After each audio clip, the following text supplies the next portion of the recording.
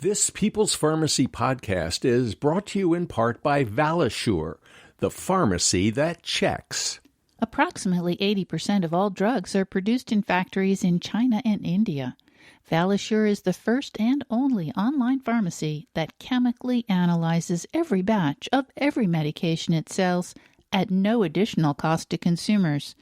When you order online from valisure.com, you receive medicine that ValiSure has tested in their own analytical laboratory, shipped right to your door. And each medication or supplement from ValiSure arrives with its own certificate of analysis, so you'll know you're getting the medicine your doctor ordered. Become a ValiSure customer and receive no-charge shipping on your first order with the discount code PEOPLE. That's PEOPLE for no-charge shipping. Remember to visit valisure.com. That's VALISURE, ValiSure, the company that checks. The coronavirus can affect blood vessels, the heart, and the brain, along with the lungs. How can you protect your brain? This is the People's Pharmacy with Terry and Joe Graydon.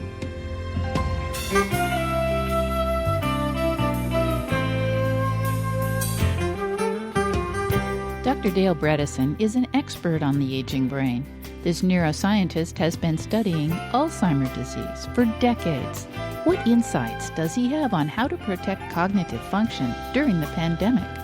What can we all do to reduce our risks and improve our resilience? Are there supplements that are especially useful for brain function? And are there drugs we should avoid? Coming up on the People's Pharmacy, learn how to protect your brain through the pandemic and beyond.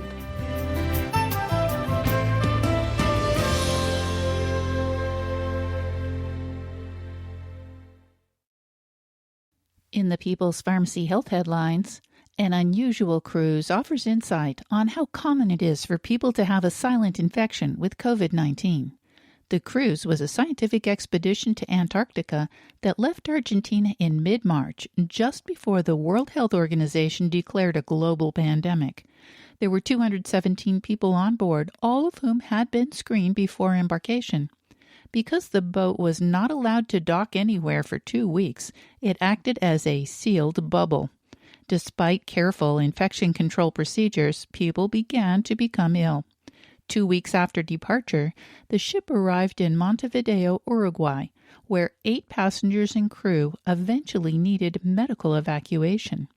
Everyone else on board was tested for COVID-19 infection. Nearly 60% tested positive. However, 8 out of 10 of those individuals did not have symptoms. In several instances, 2 people sharing a cabin had different test results, with one testing positive and the other testing negative. The researchers, who were part of the expedition, suggest that this may be due to a high false negative rate of the tests. They recommend that people receiving a negative test result be retested sometime later to confirm the result. In addition, they stress the importance of monitoring the health of anyone getting off a cruise ship to reduce the potential for community spread of the virus. The question of face masks to slow the spread of infection has become rather controversial in recent weeks. In some parts of the world, wearing a mask is recognized as a sign of civic-mindedness. The slogan is, "My mask protects you, your mask protects me." Elsewhere, cloth masks have not been universally embraced.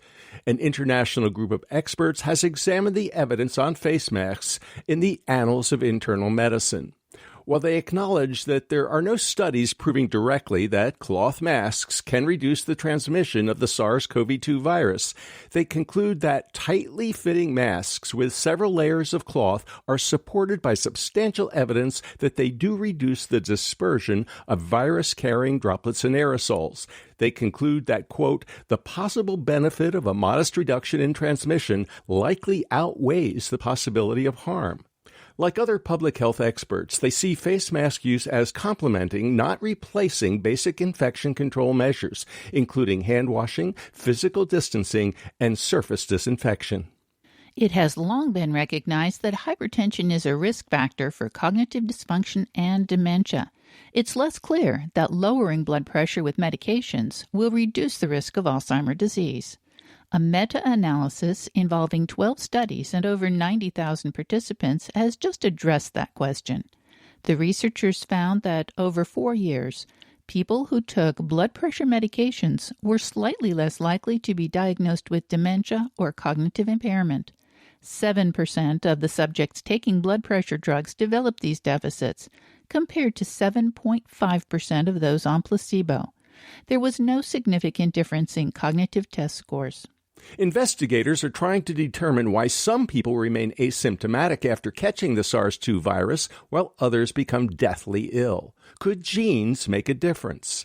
The E4 variant of the ApoE gene is linked to a higher risk of Alzheimer's disease. In addition, British scientists have just reported that people with 2 copies of this gene variant may also be at greater risk for COVID-19.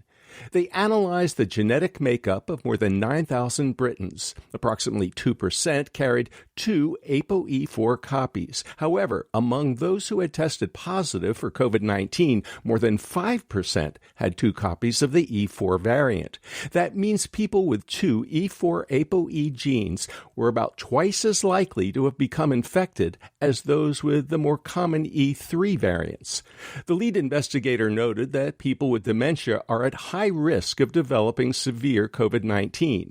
While some of that could be explained by the virus spreading through long-term care facilities, the connection with the double E4 gene variant may also play a role. Other researchers urge caution, however, as the percentage of those with COVID-19 represents a very small number. More research is needed to confirm this link. And that's the health news from the People's Pharmacy this week.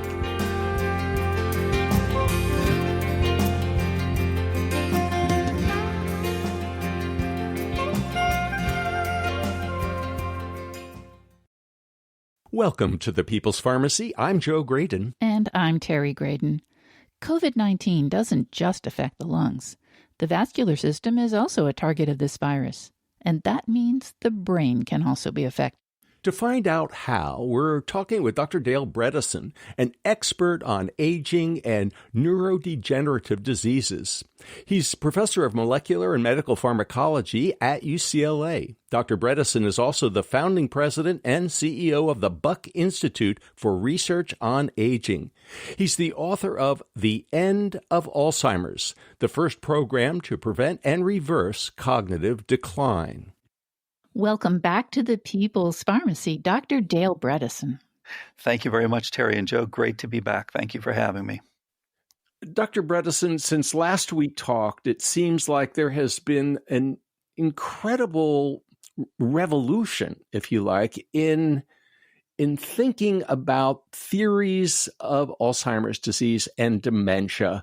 There was a time when it was all amyloid beta, and it was all about getting rid of this unwanted tangling stuff. And if we just did that, we'd have the cure. And it seems like, A, that didn't work very well, and B, we're having to rethink the whole process. Can you give us a quick thumbnail of what's been going on in your field? Yeah, that's a great point. As you indicated, this very superficial idea that, we look under a microscope, we see amyloid, therefore let's get rid of this stuff. And to be fair, that is supported by the idea that if you actually have a mutation in your APP that generates more amyloid, you do get Alzheimer's in many cases. And so it made some sense. Of course, that's a rare mutation. 95% of people with Alzheimer's do not have it as a familial Alzheimer's. So it turns out, as you know, that if you now try to remove the amyloid with antibodies, you don't help the people. And it turns out, surprisingly, that the amyloid is actually part of a protective response to numerous pathogens, toxins, insulin resistance, things like that. So you are actually producing this as part of your innate immune system. And so people have begun to come to the idea that, in fact, there are indeed many things. As we said, years ago, There are over 30 different, we initially identified 36 different factors. There are a few more now, but there are many factors that play on a system. It's a network that now decides whether you are going to be building and maintaining synapses or pulling back. And where we're seeing the best results is to attack multiple of these, and there are ongoing trials to do just that. Dr. Bredesen, you just mentioned the innate immune system. And what springs to mind in these days of COVID-19 when anyone mentions any part of the immune system is, oh, what does that virus do to the system in question? So how does the SARS-CoV-2 virus affect the nervous system? Yeah, this is such an interesting point. Of course, we are now all living in the COVID-19 world, and this really brings up the future of resilience. More than ever before, we are now thinking about the phenomenon of resilience. How do our networks, how do our systems, how do we as organisms spring back when we are insulted? And this insult can be what ultimately leads to Alzheimer's, or it can be SARS-CoV-2, as you indicated. And there's actually quite an interesting intersection between these. And so what's happened, as you know, is we've been talking for years about the fact that our society as a whole is less healthy. We have more obesity. We have more type 2 diabetes. We are now starting to live shorter lifespans, unfortunately. We have more chronic illness. The average American gets his or her first chronic illness in their 40s. We are about 41st in the world in longevity. All these things have been chronic. What's happened is SARS-CoV-2 has taken all of these so-called comorbidities, which we hear a lot with SARS-CoV-2, and has crushed them down into 2 weeks instead of decades. So what we saw as concern for Alzheimer's risk, the chronic illness, the vascular disease, the type 2 diabetes, all of these things, literally poor resilience, is what's causing the high mortality and quite a bit of morbidity with SARS-CoV-2. So this is really telling us, yes, we need to get our affairs in order. We need to make ourselves more resilient, or we're going to be attacked and we're going to have more poor outcomes from SARS-CoV-2. And I think it's, of course, everybody's now taking vitamin D. Everyone's now taking zinc. Everyone's now thinking about their glutathione. Everyone's now thinking about their vitamin C. And as you indicated, everyone's now thinking very seriously about their immune systems.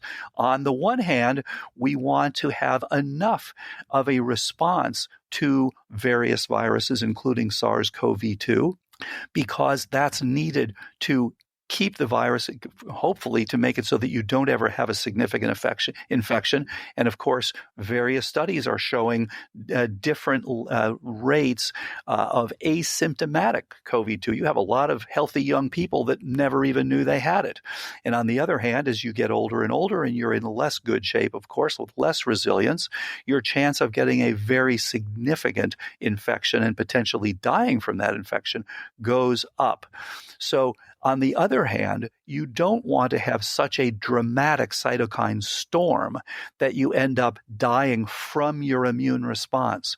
So you want to have the best response, which is not a hyper response and is not a hypo response. And again, this is focusing all of us now on the resilience and the health of our immune systems, both on the innate side and on the adaptive side. And I should say, the excitement with these very early RNA vaccines, wonderful. It looks good at the beginning, but what they're measuring is the antibodies that you're producing.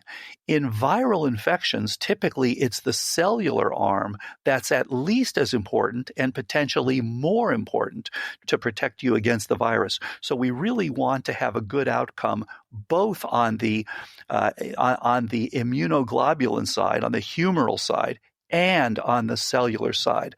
So I really hope that these vaccines will be very helpful for all of us. One of the things that I think is so confusing to people, Dr. Bredesen, is initially SARS-CoV-2 seemed to be affecting the lungs.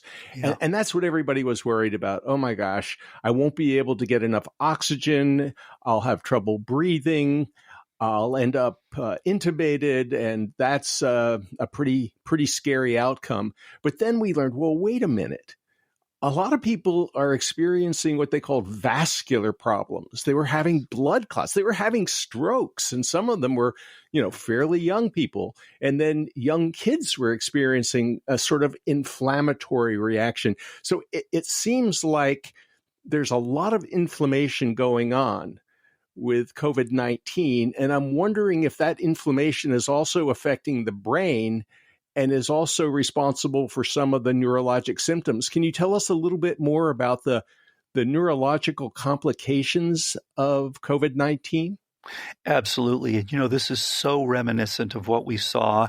I was at UC San Francisco in the early 80s when HIV appeared, and we saw all sorts of different neurological manifestations of HIV, some which were more related to direct infection, some which were more related to a change in immunity. Of course, the hypoimmunity that you had with severe immunodeficiency. And we're seeing the same sort of story now, even though, of course, it's a very different kind of virus. We're seeing this with SARS-CoV-2. So as you indicated, on the one hand, you can absolutely have direct infection of the brain. The virus has been picked up in the cerebrospinal fluid, for example, and there has been at least one report of an acute encephalitis with SARS-CoV-2. On the other hand, there are all sorts of changes that you see that affect the nervous system that are more indirect, that are related to the inflammation. And at the top of the list is just what you indicated. There is a hypercoagulable state that occurs with SARS-CoV-2. So you have even relatively young, healthy people who develop not only strokes, but strokes affecting major vessels. So unfortunately, you have large strokes in some of these people.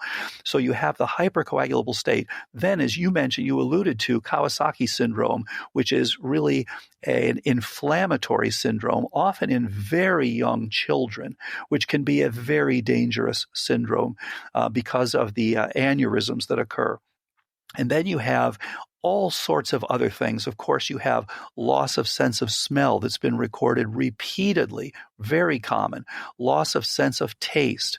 Guillain-Barré syndrome, where you get paralysis that thankfully typically remits over time, but may take weeks to remit or even months to remit. Then you have various neuralgias that can occur, myalgias that can occur. The other thing is this suppression, this really strange poor response that your brainstem has to hypoxemia. So as you know, there are reports where typically as our oxygen levels begin to decrease, we become out of breath. We become dyspneic. We notice this. And yet there are people who have COVID-19 where they'll be sitting there texting people with very, very low oxygen concentrations. So they really have an inappropriate response to that ongoing hypoxemia. So there, now, I'm going to ask you to hold that thought, Sure. Dr. Bredesen, because we need to take a short break. But when we come back, we'll find out more about what happens when you have too little oxygen circulating in your system. You're listening to Dr. Dale Bredesen, CEO of the Buck Institute for Research on Aging. He's also professor of molecular and medical pharmacology at UCLA and author of The End of Alzheimer's. After the break, as promised, we'll talk more about how low oxygen levels can affect the brain. Could COVID-19 have long-term consequences for cognition? How have patients with Alzheimer's disease been doing in the pandemic? We'll get some tips on how we can all improve our immune system resilience. How much zinc does Dr. Bredesen recommend? We'll also find out about glutathione and AHCC. Why should you be munching on mushrooms?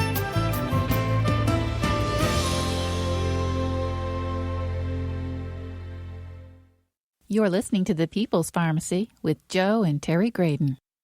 The People's Pharmacy podcast is sponsored in part by Kaya Biotics. KAYA Biotics offers the first probiotics which are both certified organic and hypoallergenic. All probiotics are produced in Germany under laboratory conditions with high-quality ingredients and under strict regulatory oversight. The 3 available formulas are created for very specific purposes, such as strengthening the immune system, fighting yeast infections, and helping with weight loss. To learn more about Kaya Biotics probiotics and the important topic of gut health, you can visit their website, KayaBiotics.com. That's Kaya Biotics.com. Use the discount code PEOPLE for $10 off your first purchase. The People's Pharmacy podcast is supported in part by CocoVia. CocoVia cocoflavanols support both cardiovascular health and cognitive function by promoting healthy blood flow.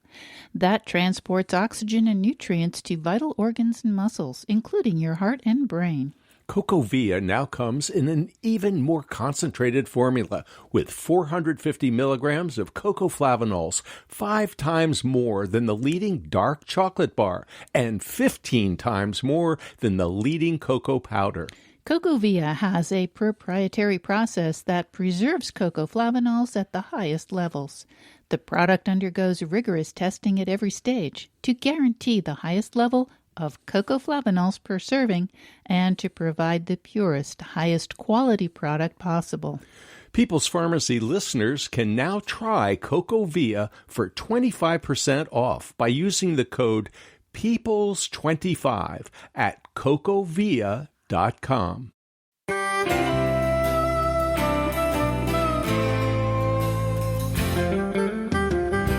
Welcome back to the People's Pharmacy. I'm Terry Graydon. And I'm Joe Graydon. The People's Pharmacy is brought to you in part by Kaya Biotics, probiotic products made in Germany from certified organic ingredients.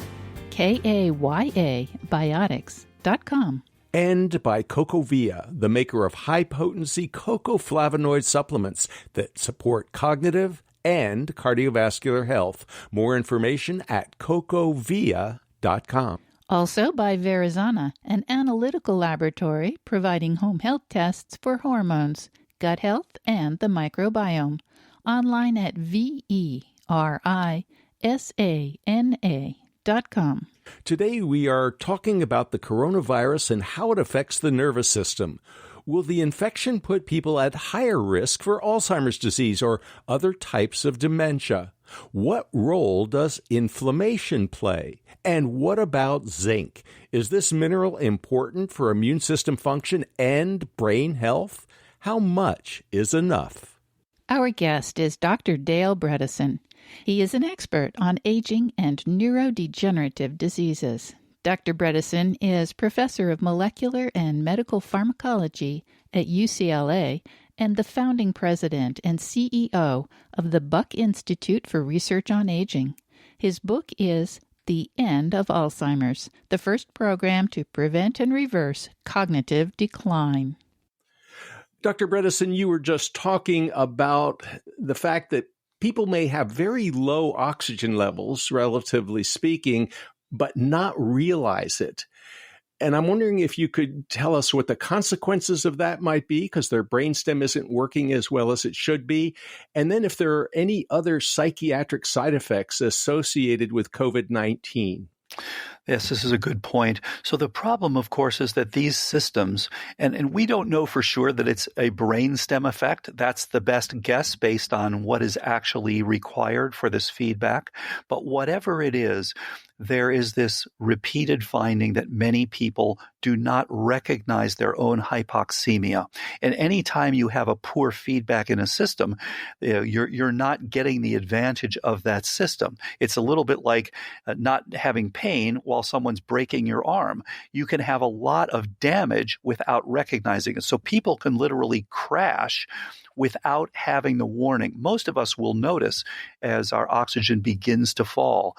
Not noticing that is a real problem because you can get in a situation that is life-threatening without being ready for it. You may need a ventilator where you don't have the warning ahead of time. So that's the big problem there. Now, you mentioned the psychiatric issues. So this is the problem with COVID-19. It has so many different ways to affect you neuropsychiatrically. And we talked a little bit before about the vascular changes that can affect the brain and about the immune changes that can affect the brain. Of course, there is tremendous anxiety, tremendous depression, tremendous isolation. This has been another huge issue. And of course, increase in suicide rate and things like that. So, this is unfortunately a virus that affects us in many, many different ways, not only for now, but for many years to come. Well, speaking of many years to come, obviously we have several months of experience now with this virus, but that's a relatively short time. Do we have any idea what the long-term consequences of COVID-19 might end up being? Tara, I think that is the most important issue here because, as you know, 100 years ago, people dealt with H1N1, the Spanish flu, where hundreds of millions of people were affected, and the death toll was anywhere from 50 to 100 million. And so on the positive side, this has really been a global success in that people have jumped on quick, vaccine production, looking for antivirals. The death toll from COVID-19 is likely to be far, far lower than what it was with H1N1. However, here's the long-term concern. At the same time as H1N1, there was another virus. It was, for many, many years, not identified. More recent studies have suggested it may have been an enterovirus related to polio, but interestingly, it struck at around the same time as H1N1, and it led to what was called post-encephalitic Parkinson's. People had, quote, sleeping sickness.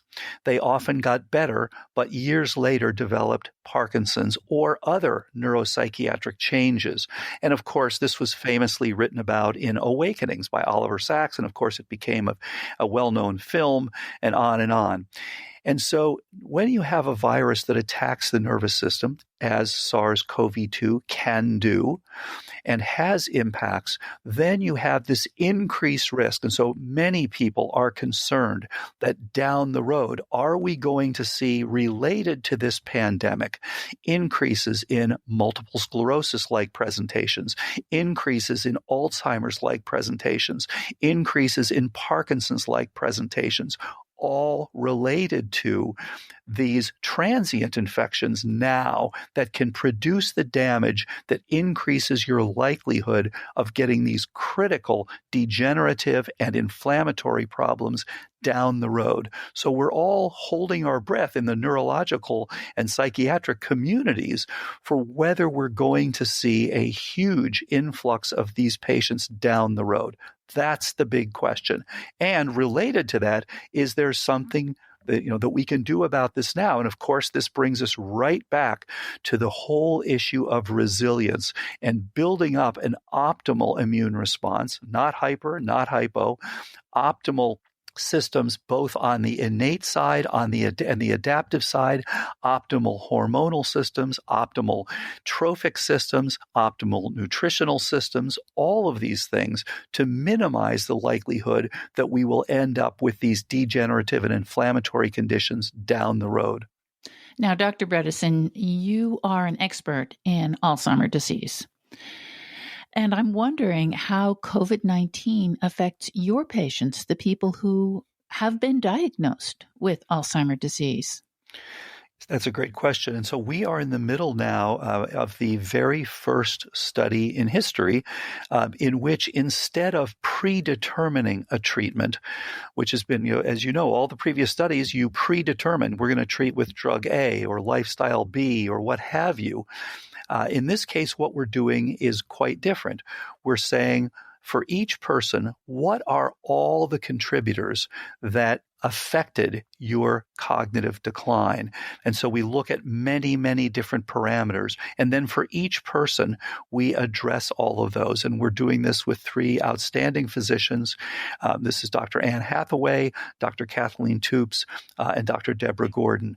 So we're in the middle of that now. And as you can imagine, things have changed with the follow-ups where we have to do much more on the telemedicine side, where people don't have the ability that they did before. So it's certainly affecting our ability to follow up on this. And we'll see that the numbers are still coming in. We don't yet know whether this is going to impact the ability to treat cognitive decline. Certainly, we all know that this has changed our lives in many, many different ways. And at the same time, many of us are finding ways, getting out and hiking, getting out, with social distancing. Of course, the beaches are beginning to open up again. You can look at these wonderful pictures of what's been going on in Taiwan as they've reopened, and people are clearly shown when you go into a restaurant how to stand far apart, how to sit at tables far apart. We're living in a different world now. At the same time, people aren't traveling as much, and there may be some improvements in terms of things like circadian rhythms that we all disrupted with our overnight travels and things like that. Hopefully, people will have time for more relaxation in some ways. So it remains to be seen what's going to happen. Fortunately, we haven't seen any huge negatives so far, but we will see as time goes on how this all shakes out. This trial will be finished at the end of this year and should be published next year. So we'll see how things go. We're going to be very interested in seeing the results from the trial. I'm also wondering whether you have any recommendations for how all of us can improve our immune system resilience so we can get through this incredible time as safely as possible. Absolutely. I mean, there's a whole sheet that we typically recommend to people.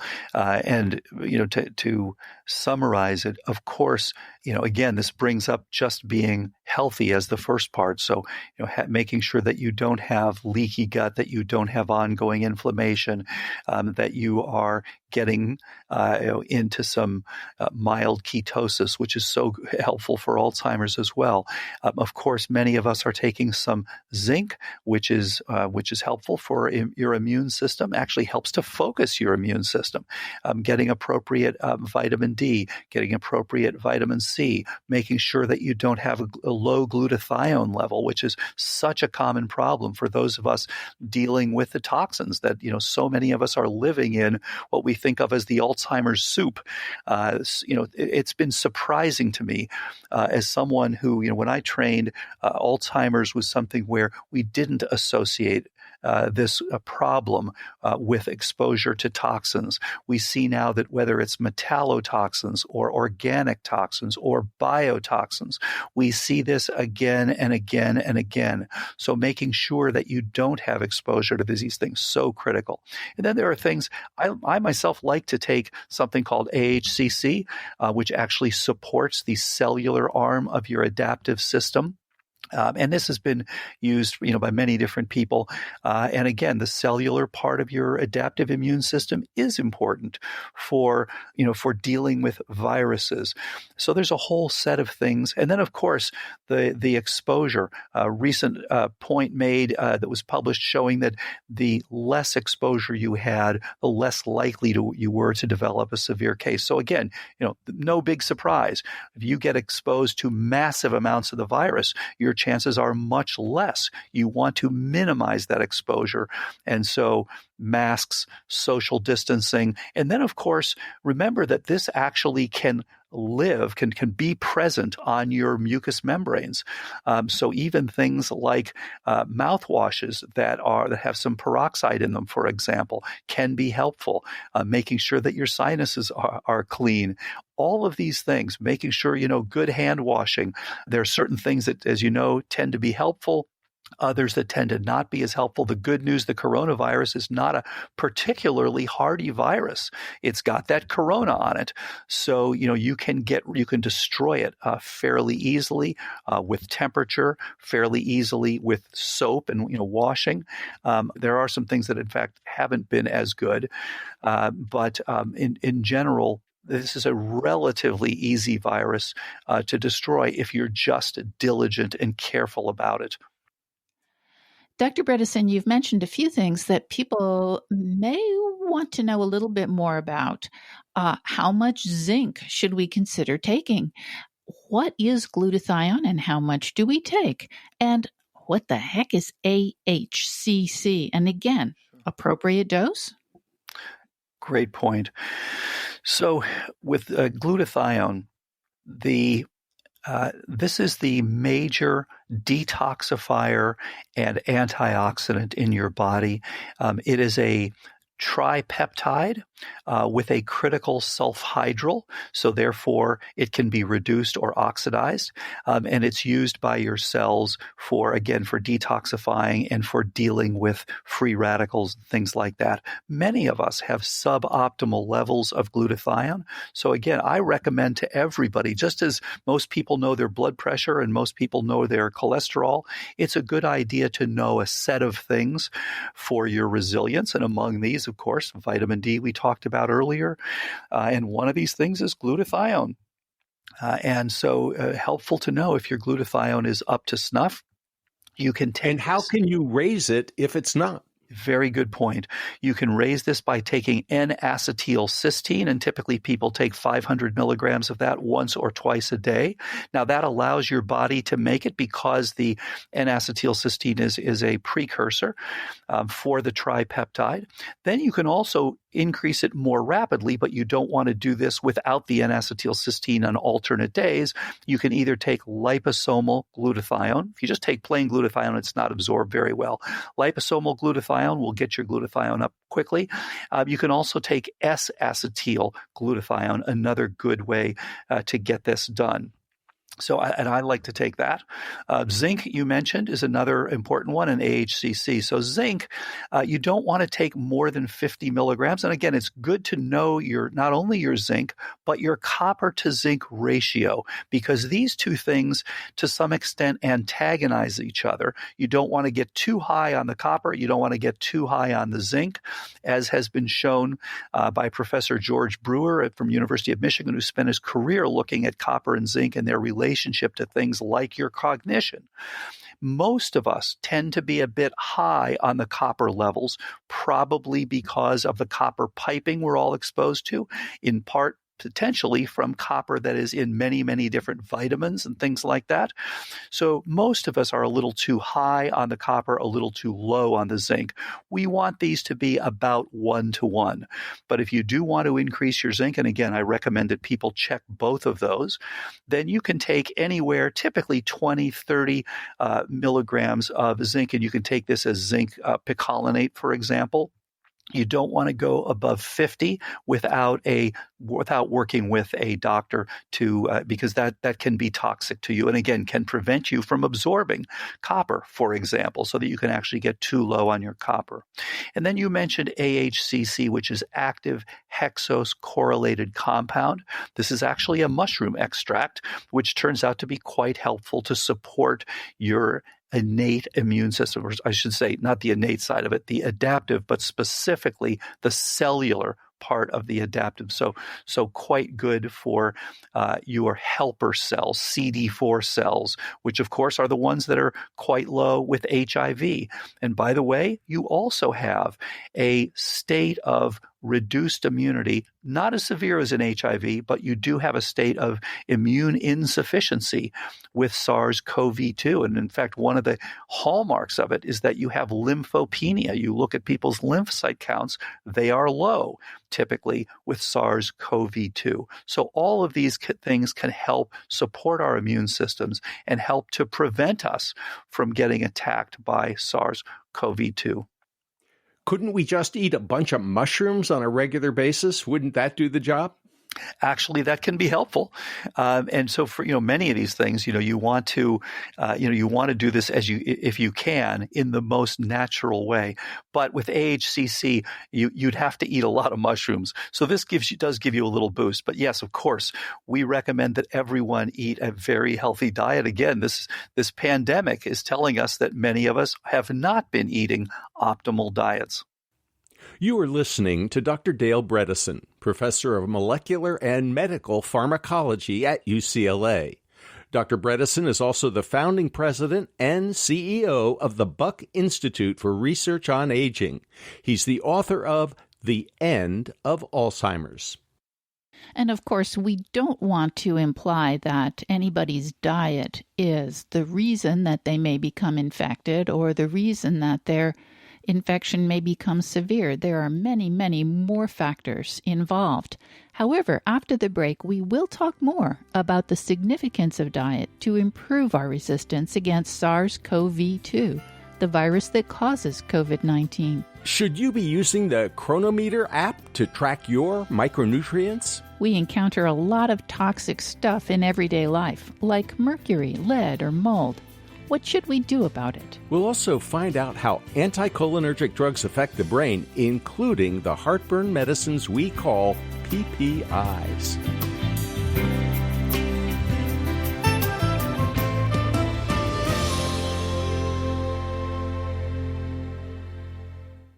You're listening to The People's Pharmacy with Joe and Terry Graydon.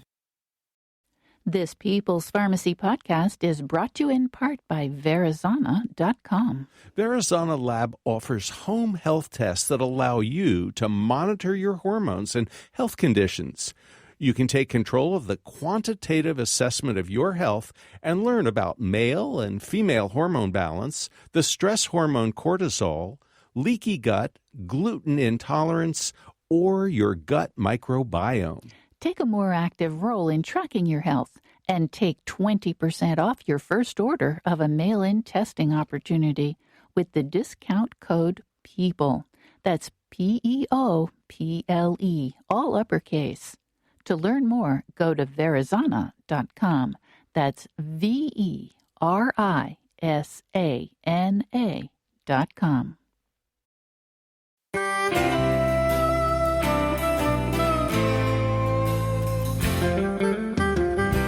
Welcome back to the People's Pharmacy. I'm Terry Graydon. And I'm Joe Graydon. The People's Pharmacy is brought to you in part by Verizana, an analytical laboratory providing home health tests for hormones, gut health, and the microbiome. Online at Verisana.com.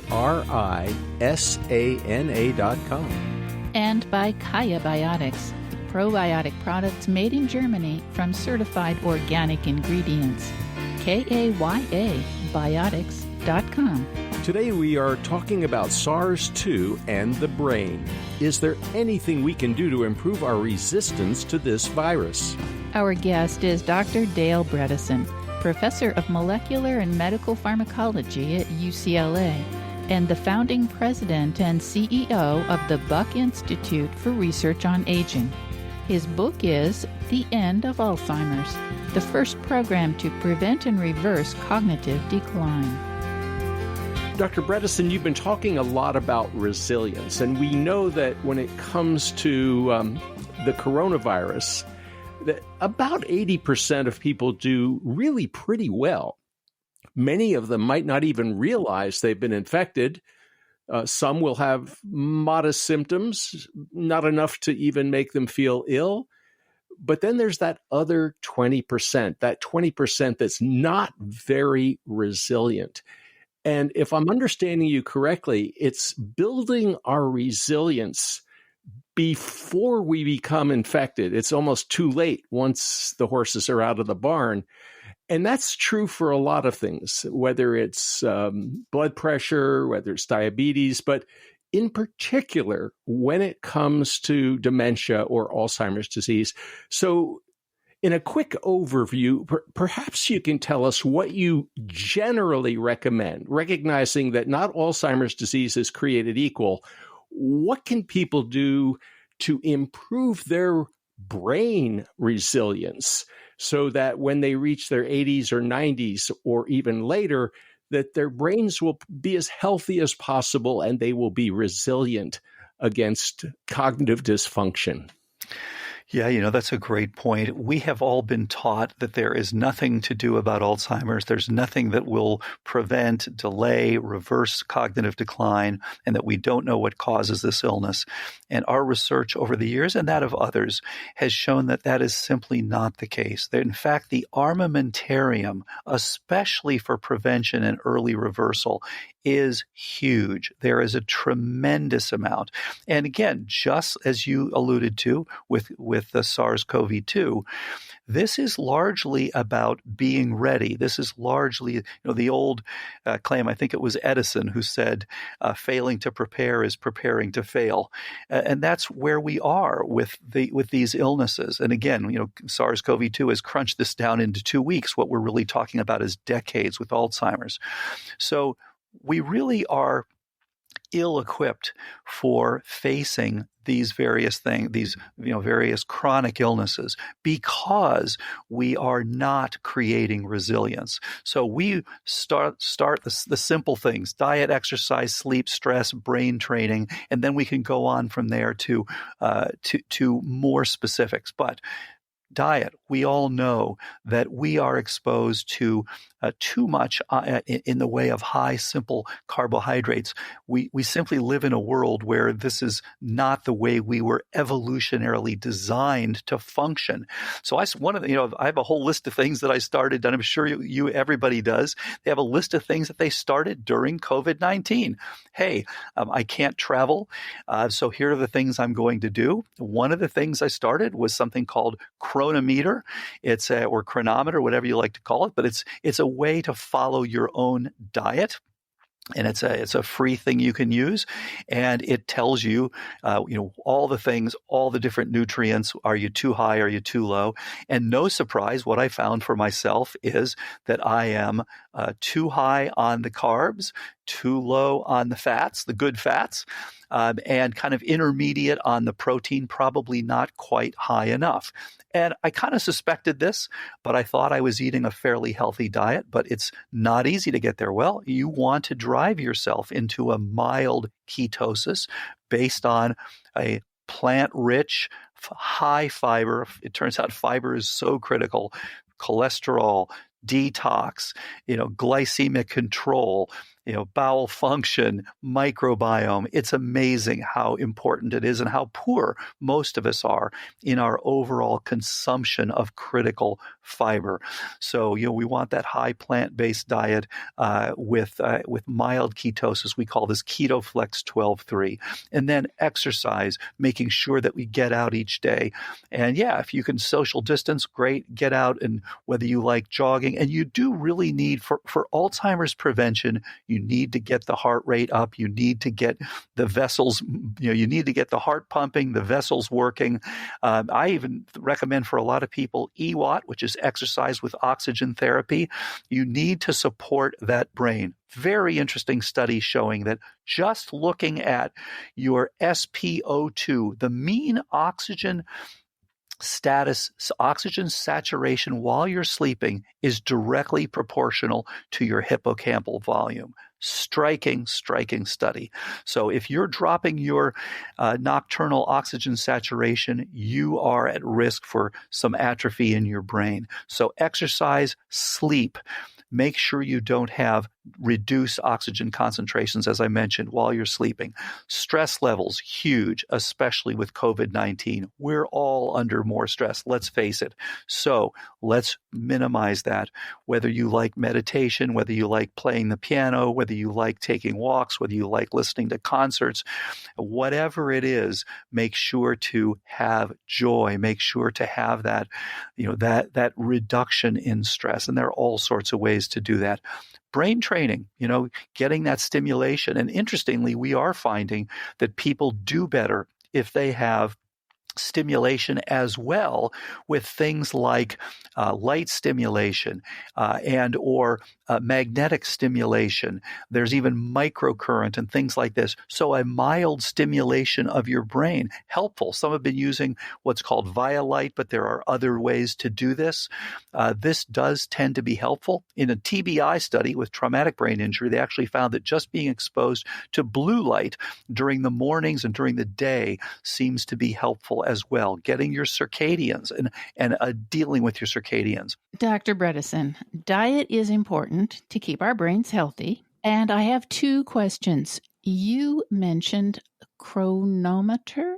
What is that? Where would somebody find it? And then I have another question after you answer that one. Yes, and this, I should say, there's no H in this particular one. This is chronometer. And so this is a simple, and again, this is if you just simply look up chronometer as a URL, you'll see it immediately. And it's a wonderful way to keep track of your own diet and to see whether you are a little too high or a little too low on your carbs, on your protein, on your fats, and then also for various different things. Are you low on your choline? One of the things, there's so many things that we typically are too low in. The standard ones, zinc. Most of us are a little too low in zinc. Iodine, potassium, magnesium, and choline. The choline requirement for most of us is between 450 and 550 milligrams per day, and most of us don't reach that. And this is critical for producing the acetylcholine that is required for memory formation. So no big surprise, being low in your choline is not a good thing for your long-term memory. And so making sure that you get enough, all of these different nutrients are critical for optimal synapse formation. You're really talking about like looking at an orchestra. You can't just say, well, it's just the French horns are enough for my orchestra. No, you've got to have all of this stuff working together. Okay. And one of the things that we need working with us are flavonoids. Sure. These are plant-based compounds, and the reason I mention this is because of a very recent publication in the American Journal of Clinical Nutrition. They report results from the Framingham offspring study. So the offspring of people who were involved in the original Framingham Heart Study. These people are wonderful volunteers for science. They answer questions every couple years, detailed food frequency questionnaires, along with questions about their health, their exercise, everything that they're doing. And it turns out that with long-term follow-up, the scientists have discovered that people who eat the most flavonoid-filled foods are the ones who are least likely to develop dementia. That probably doesn't surprise you. Not a bit. No. And so certainly people have been talking about for years. I mean, these, the polyphenols, the flavonoids, these things are related typically to colorful diets. This is why people talk about the Mediterranean diet. This is why all the work was done, on things like blueberries and strawberries and things like this. And exactly. Yes. And so, we always, unfortunately, we have this reductionistic idea that, well, just tell me the one thing to eat. Tell me that one nutrient that's going to make my brain strong. And again, it's all about the rainbow, eating the rainbow. And these things all work together to help you with synapse formation and maintenance. So, we're seeing this again and again and again in appropriate diets, even with supplementation that is coming up again and again. And there are groups now that are trying to increase those specific compounds. I think we're getting a better and better idea about what it takes to have resilient brains, not just resilient immune systems and resilient microbiomes, but resilient brains as well. Now, Dr. Bredesen, just a few moments ago, you mentioned something called acetylcholine. Right. And as a pharmacologist, I am especially interested in that particular neurotransmitter because it is so important for memory and brain function. But you also mentioned the toxic soup that we all live in. There are minerals out there that are not good for our brain, like mercury, like lead. There are things like mold. But there are also drugs. And there was a recent study from Sweden suggesting that PPIs, proton pump inhibitors, drugs that we all have heard about, for example, rabeprazole, lansoprazole, that's Prevacid. Of course, there are other brand names that are even more familiar, that these drugs can actually interfere with something called choline acetyltransferase, a critical enzyme for the production of acetylcholine. And apparently there are some epidemiological studies suggesting that long-term use of proton pump inhibitors for your heartburn may have a negative effect on the brain. And now we have a possible mechanism, less acetylcholine. Any thoughts about anticholinergic drugs in general and PPIs in particular? Such a great point. And we see this again and again. And, I have to admit, when I was training, this was back in the 80s, we virtually never saw anybody in their 50s with Alzheimer's disease unless it was this rare case of familial Alzheimer's, which again represents less than 5% of all Alzheimer's. Now it is one of the most common things that we see people presenting, often in their early 50s, with full-on Alzheimer's disease. And this is related to the fact that we are, unfortunately, if you designed a society to live in that gave you the greatest chance of getting Alzheimer's, it would be hard to come up with a better situation than we have. As you indicated, there are all these drugs that we're using, including the PPIs, and all the different anticholinergics, things like antihistamines that actually have this anticholinergic effect. And then, of course, some of the various sedative hypnotics.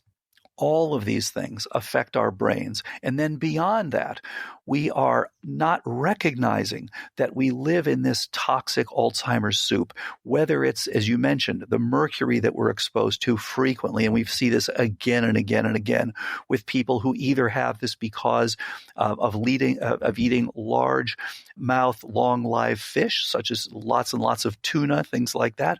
Please check your mercury level if you're doing that, because this can tell you, hopefully, before you get significant cognitive decline. Or various organic toxins, things like formaldehyde and toluene.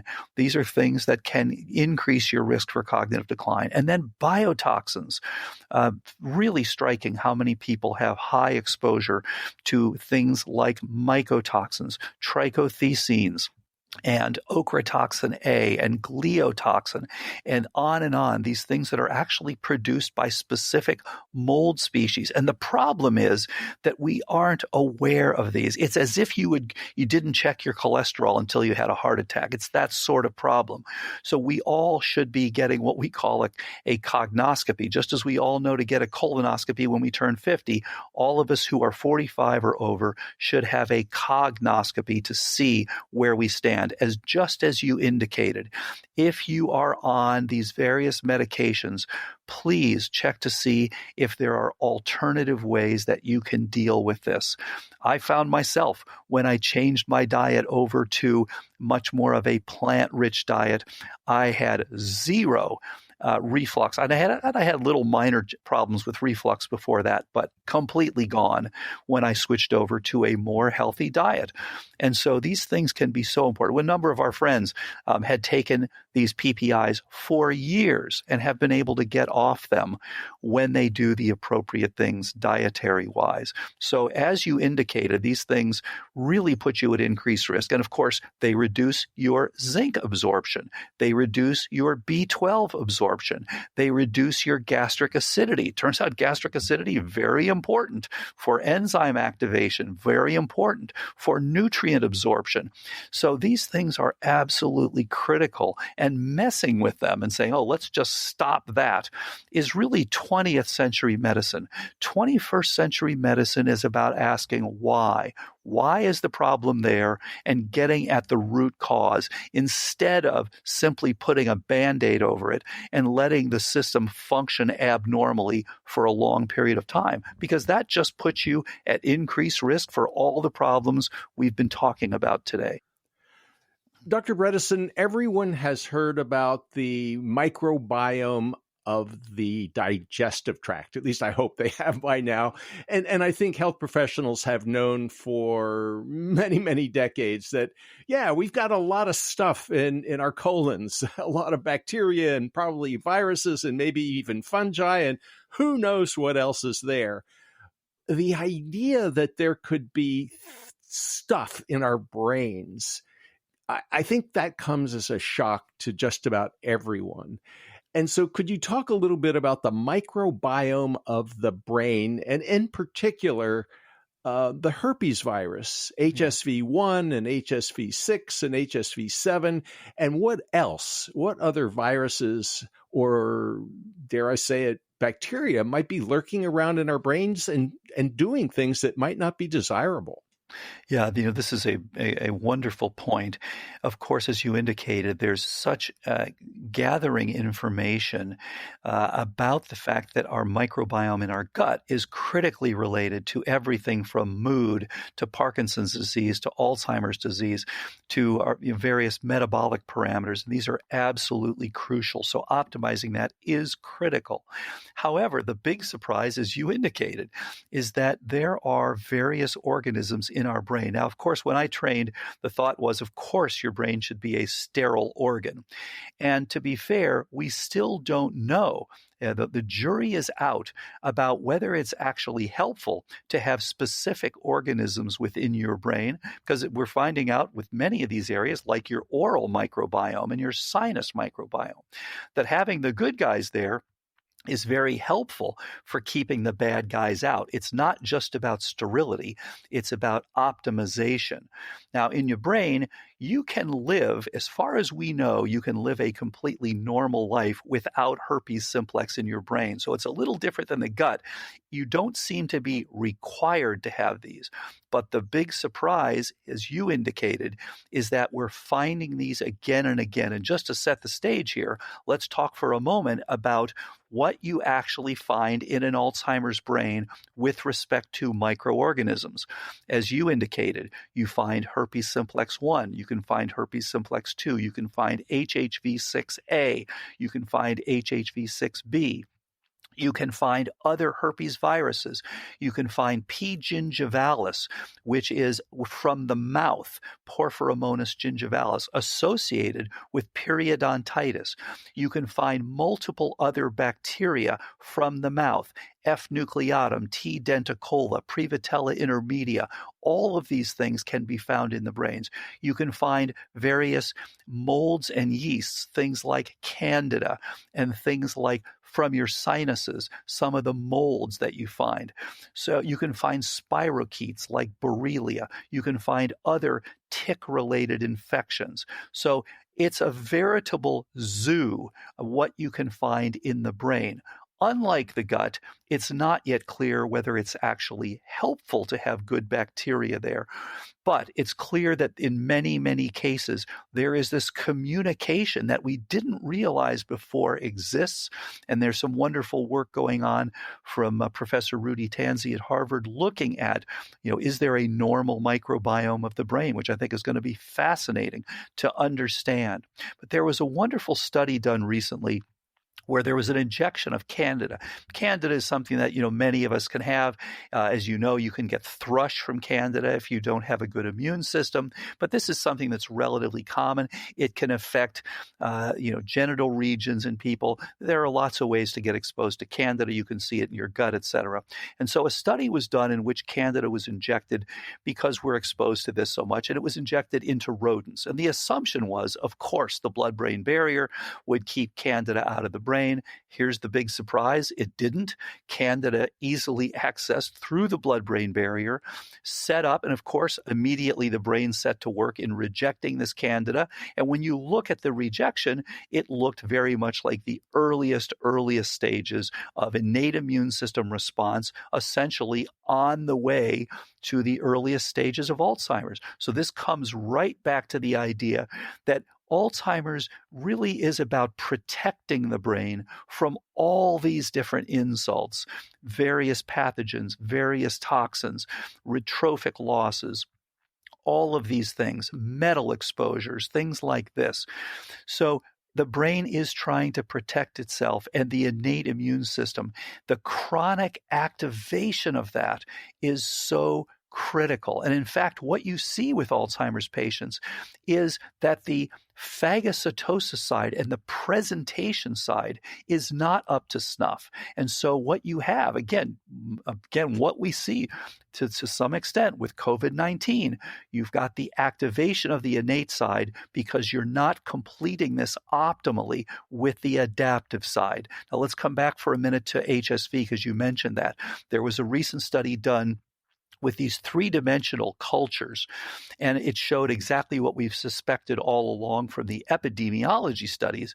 When you actually look at three-dimensional cultures, you can give them the HSV1, and you see a response that includes the amyloid and the tau and basically what looks like Alzheimer's disease that you can create with this. So unfortunately, the majority of us are exposed to HSV1. As you know, it lives in your ganglion cells if it's coming out in your lip. You can also have it in your genitals, of course, but there's a stronger association with your lip herpes and risk for cognitive decline. And again, epidemiology has shown that those from a Taiwanese study, people who actually treated their outbreaks had a dramatically reduced risk, over 50% reduction in their risk for cognitive decline. So herpes is likely to play an important role in our risk for Alzheimer's. Again, comes back to resilience, comes back to stress, comes back to way we deal these things. In your trigeminal ganglion where these live, this can project downward, of course, to your lip, but it also projects upward to your brain. So there is a bidirectional possibility for this virus. And again, comes right back to resilience. And as you mentioned, the microbiome and what our brains are dealing with on a daily basis. Dr. Bredesen, you have mentioned previously when we've spoken that there are different subtypes of Alzheimer's disease. Could you please summarize those? Absolutely.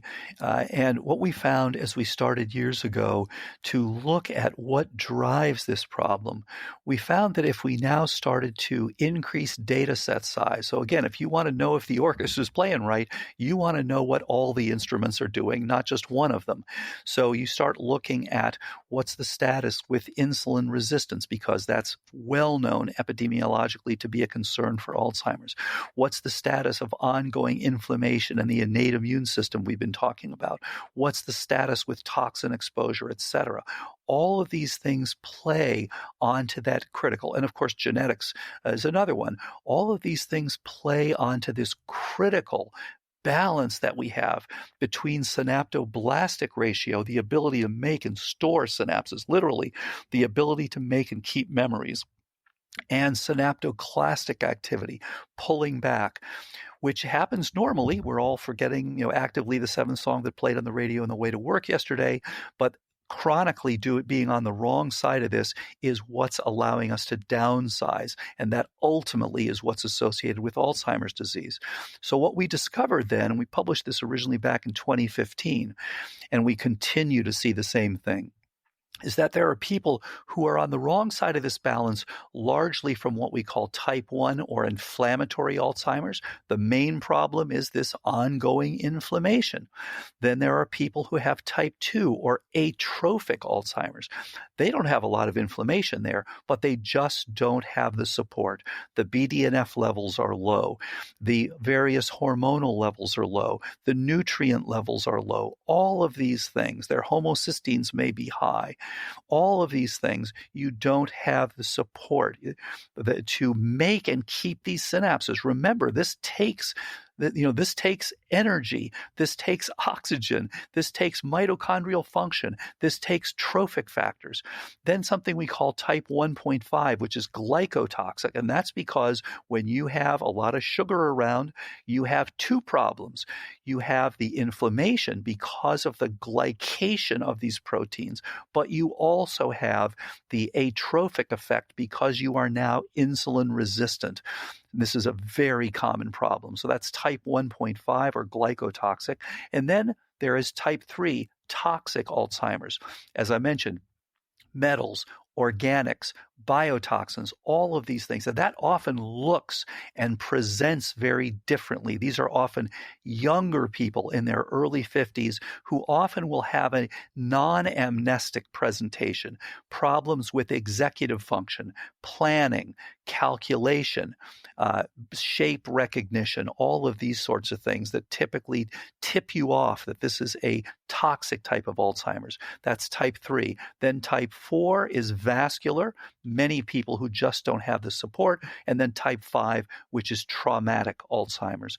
As you know, if you've had head trauma, you are at increased risk over the long haul for cognitive decline. This can be related to CTE, but it can also be associated with Alzheimer's disease.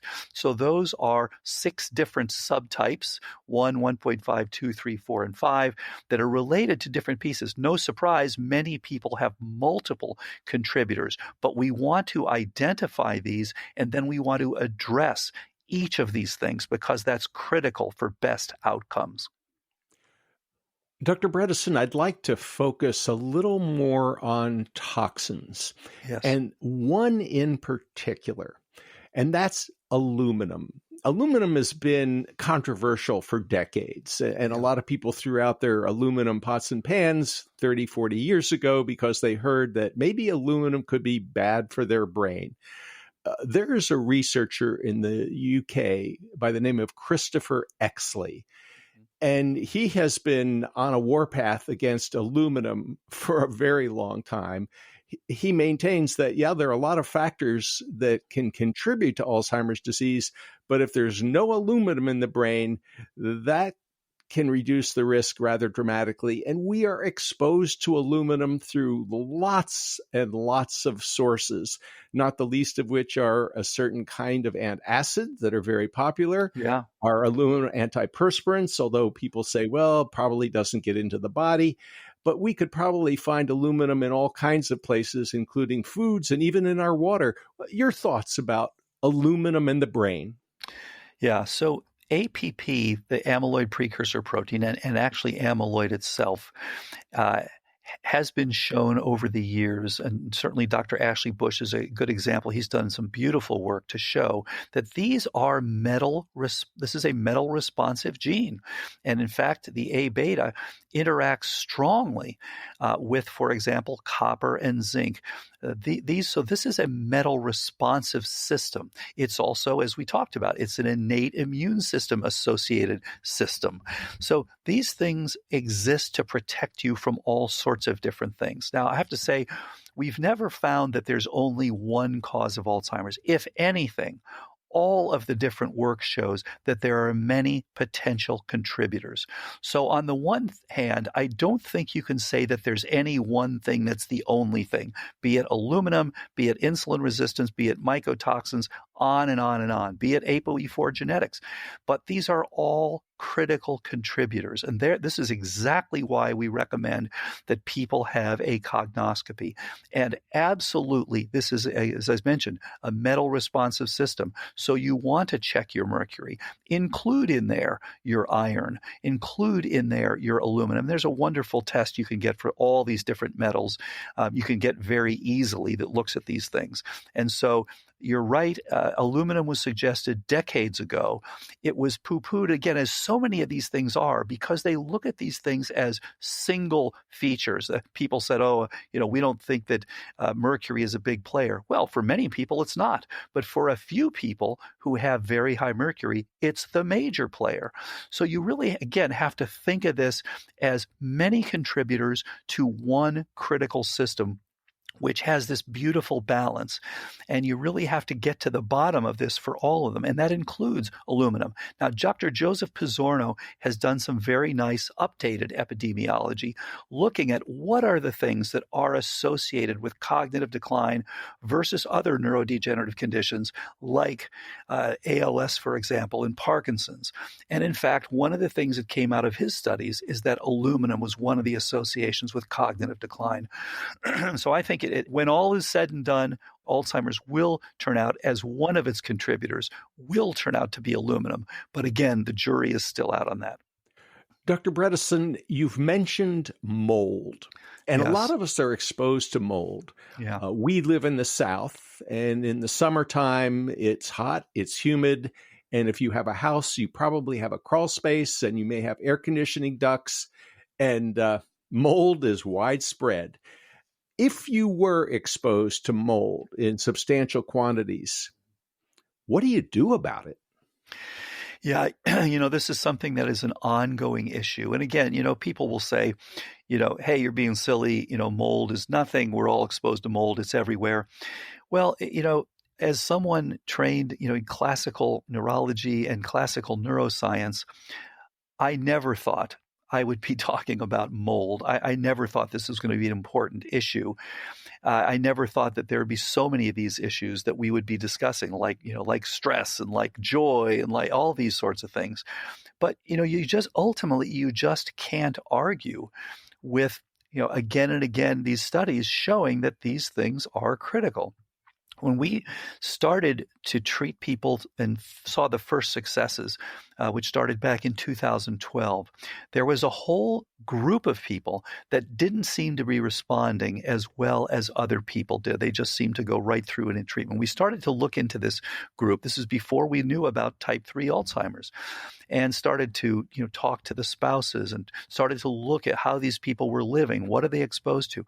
And the acid test is, what do they respond to treatment-wise? Well, these turned out to be people who had exposure to various toxins, and it took treating those to improve them. So when you see improvement, and it's only with treating these mycotoxins that they will get better, I must admit, it's very convincing that we need to look into these further. So yes, as difficult as it has been, and as you indicated, so many of us are exposed to these, we do need to look further into these exposures. Now, the good news, there are many, many mold species that are not a problem. It's a small subset of the species that are the ones that actually produce these brain-damaging and immune-damaging toxins. It's Stachybotrys, Penicillium, Aspergillus, Wallemia, Chaetomium. Those are the big ones. So good to know, and that's why we recommend everybody check your home and workplace. You can do an ERMI score, which is the EPA Relative Mold Index, set up by the Environmental Protection Agency. Good thing to know. Or you can do what's called HERTSMI-2 score, HERTSMI-2 score. You want your ERMI score to be less than 2. You want your HERTSMI-2 score to be less than 11. This was, of course, recommended originally by Dr. Shoemaker, who has looked at this over the years and has shown, repeatedly that people exposed to these ones with mycotoxins are at risk for various illnesses, including cognitive decline. Now, again, this comes back to what we have all done in the industrial age. We have made assumption after assumption after assumption. It's fine to have processed foods. It's fine to build houses out of mold food, basically, which is what we do. Most of us live in houses. Molds like to eat wood that gets wet. And of course, we live in houses where the wood gets wet often. So we're living with these things. They are literally defending themselves, just as we're making amyloid to defend ourselves against these various pathogens because it is an antimicrobial peptide.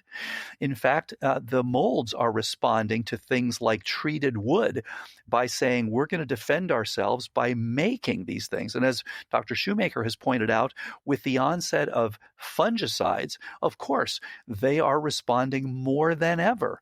So it's a good idea to know whether A, you are being exposed to these specific genera of a mold, and then secondly, do you have circulating mycotoxins? Now, many of us are able to deal with this. Again, we're using our glutathione, as we talked about earlier, to deal with this stuff. We are excreting these. And again, this is why it's good to It's good to sweat, and good to get rid of these and do general detoxifying things that includes, again, high fiber diets and sweating and using non-emollient soaps. All of these things that are helping us to detoxify from the Alzheimer's soup that we are all living in. This is, a healthy thing to do, but you can also check to see, do I have high levels of these mycotoxins circulating? So you literally can do a urinary test to look at whether you are excreting high levels of these mycotoxins. And many of us will be surprised to find that, in fact, we are excreting these things. Okay, if we have no symptoms, we're keeping up with it. It's when you cannot keep up with it and you begin to store it in the various organs that this can become a problem. Dr. Dale Bredesen, thank you so much for talking with us on the People's Pharmacy today. Thank you, Joe and Terry. Thank you for having me, and please stay safe and healthy to everyone. You've been listening to Dr. Dale Bredesen. He's an expert on aging and neurodegenerative diseases.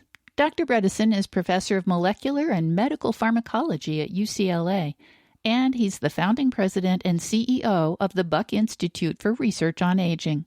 His book is The End of Alzheimer's, the first program to prevent and reverse cognitive decline. Lynn Siegel produced today's show. Al Wodarski engineered. Dave Graydon edits our interviews. The People's Pharmacy is produced at the studios of North Carolina Public Radio, WUNC. The People's Pharmacy theme music is by B.J. Liederman. The People's Pharmacy is brought to you in part by Cocoa Via, offering plant-based nutrients in the form of cocoa flavanols for brain and heart health.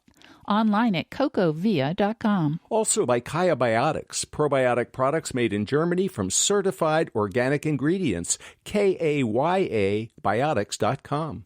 If you'd like to purchase a CD of today's show or any other People's Pharmacy episode, you can call 800-732-2334.